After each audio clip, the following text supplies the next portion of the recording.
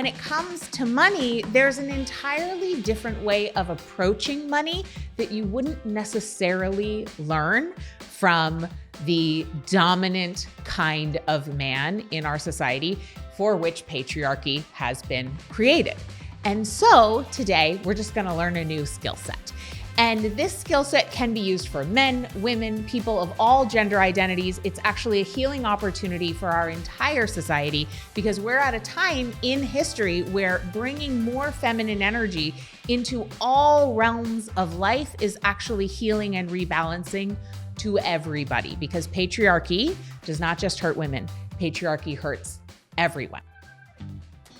Welcome to Plenty. I'm your host, Kate Northrup, and together we are going on a journey to help you have an incredible relationship with money, time, and energy, and to have abundance on every possible level. Every week, we're gonna dive in with experts and insights to help you unlock a life of plenty. Let's go fill our cups. Please note that the opinions and perspectives of the guests on the Plenty podcast are not necessarily reflective of the opinions and perspectives of Kate Northrup or anyone who works within the Kate Northrup brand. Okay, you made it. Maybe today is your first time, but if you have been listening to all 7 in the 7-part series that I've been doing to help you up-level your relationship with money, today is episode number 7. If you're just starting in though, this is perfect. This is a great place to start. You can always go back and listen to the other ones later. Okay, so today we're talking about achieving your money goals in a feminine way. So recently I had the chance to sit down with a few relaxed money alums.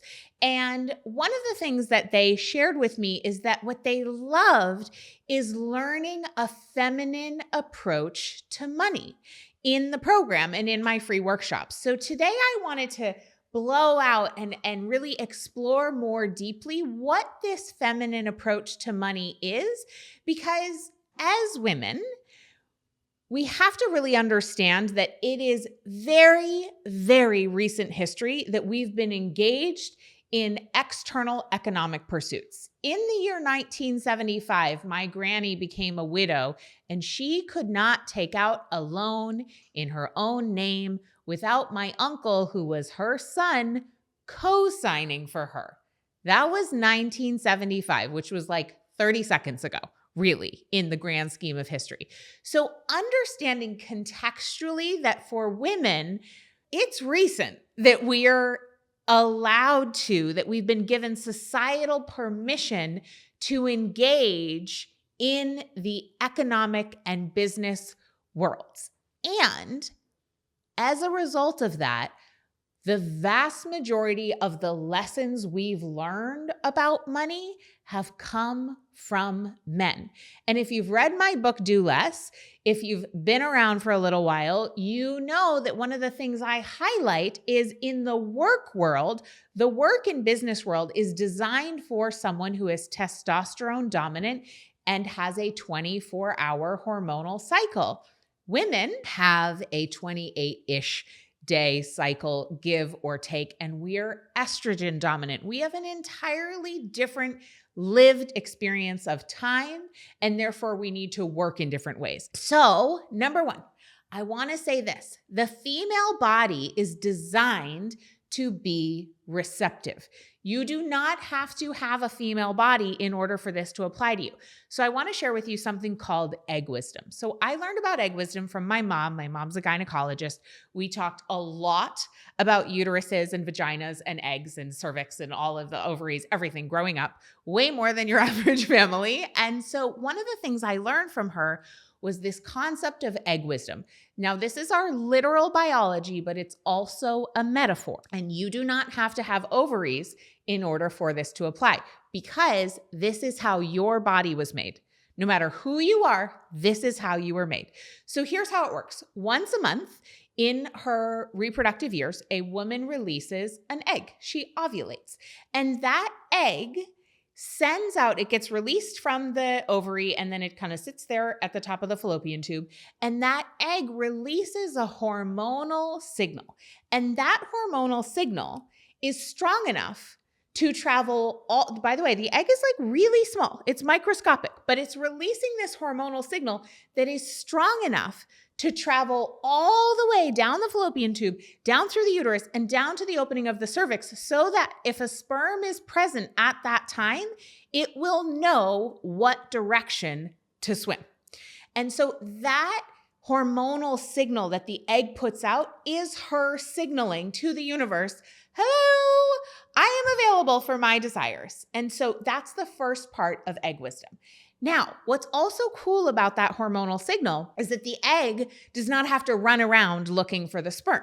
She just can sit there and put out her clear signal. And that signal has the ability to speed up the rate at which the sperm swims to her. Very cool. Now, once all those sperm come, if there's sperm around at that time, it looks like when you watch those videos, like in sex ed, it looks like the strongest sperm is the one that gets in because they're all like banging their little heads against the cell membrane. But actually what happens is the egg chooses. So the egg is choosing which sperm to allow in. She has an excellent boundary. Her membrane is very strong, yet she's receptive to her desire. She's receptive to what is right for her. So she's choosing which sperm. Now, once the sperm goes in, or the sperms in a case of multiples, the egg actually has the ability to repair the DNA of the sperm if there's something wrong with it.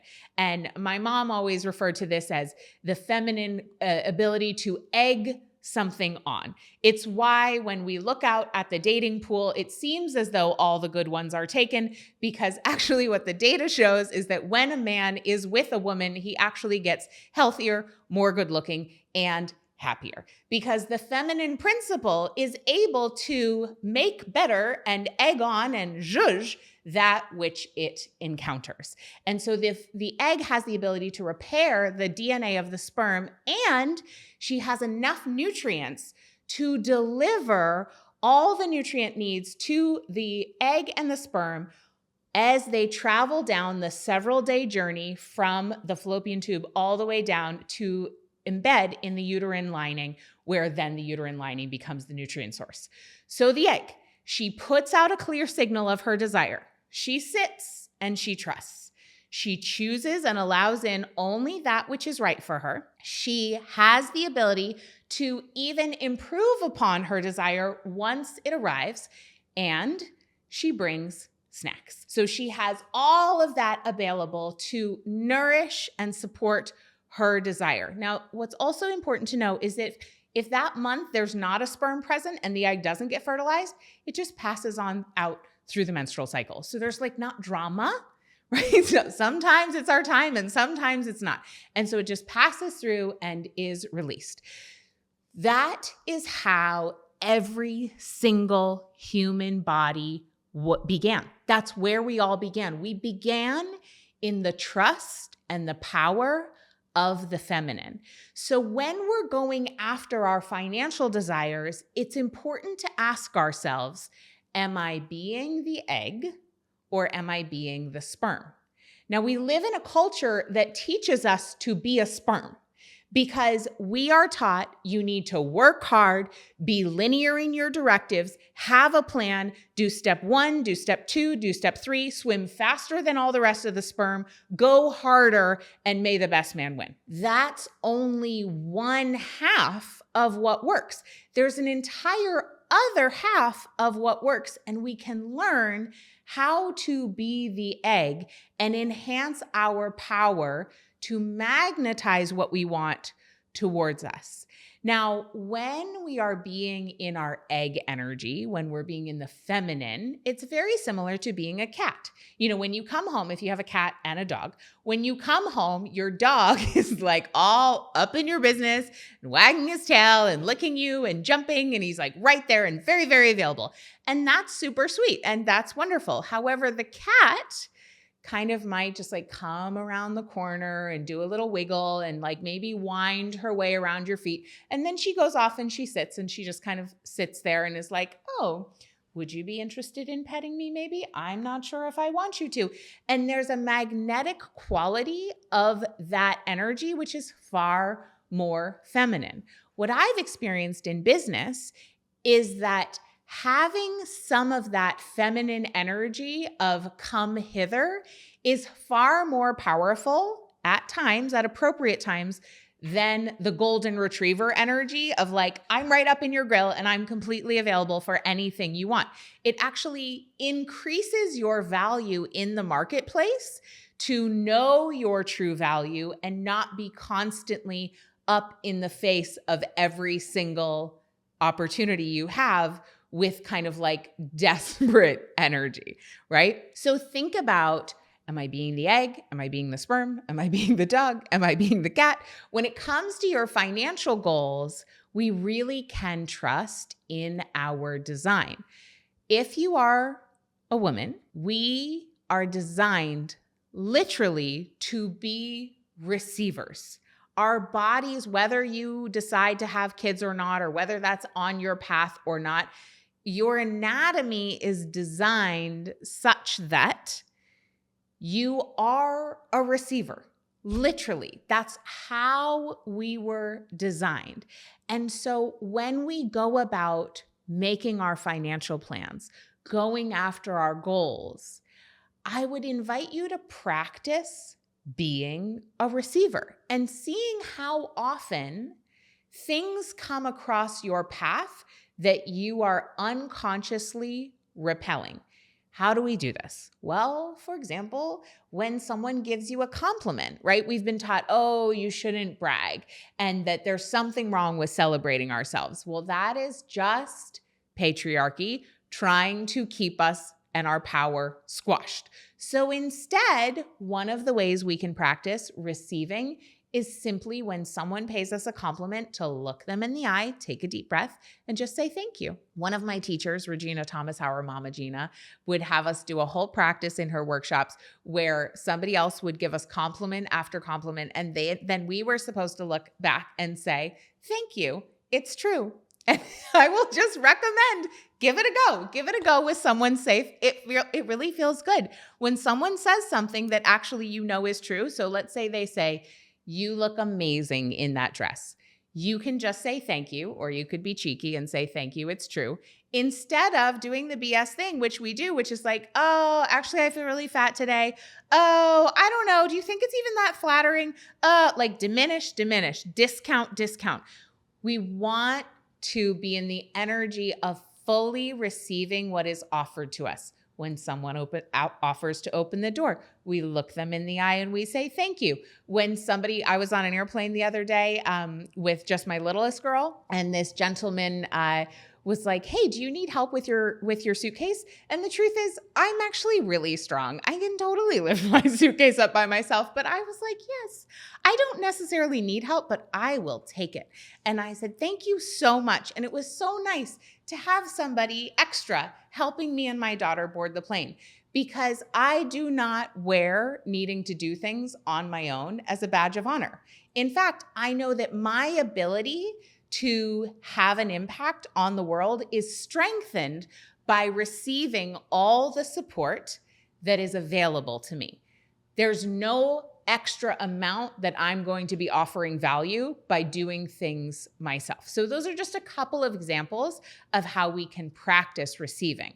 Now, it's really important to understand this other piece, and that is this. In order to open ourselves to being receivers, whether that's receiving compliments, receiving opportunities, or receiving money, we need to first feel safe. And that's where the whole nervous system piece comes in. So you can go back to episodes 1 and 2 in this 7-part series and learn the anatomy of your nervous system and how it relates to money.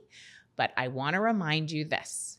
Our nervous system, when it feels unsafe, essentially our whole system and our whole physical system and energetic system clenches down because it goes into protection mode. We cannot receive if we're in protection mode. Anybody who has tried to get pregnant for a long time knows that a lot of stress can actually be a major blockage to our fertility. Why? Because in order to be a receptacle, in order to be a receiver, in order to be fertile, literally or metaphorically, we need to first feel safe. And a lot of stress in our life will block our ability to receive because it creates an entire energy of clenching. So, how do we actually feel safe when our lives are really full and when we do have a lot of demands and we do have a lot going on?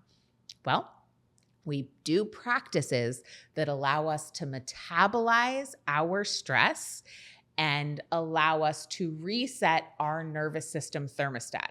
I teach all of that inside Relax Money, but for today, I will just offer to you that anything in which any practice where you become conscious of sensory input is one way that you can metabolize stress. So, for example, right now, I'm just aware of the lights. I'm aware of the light coming through the window. I'm aware of the feeling of the chair underneath me, the feeling of the fuzziness of it on my fingers, the feeling of my barefoot on the rug, the pink of the rug. There's a lot of sensory input around me right now. And when I get present to it and start paying attention to it, my body actually automatically metabolizes stress. And I can feel right now in this moment when I did that, I actually feel safer. I feel more present. I have more capacity.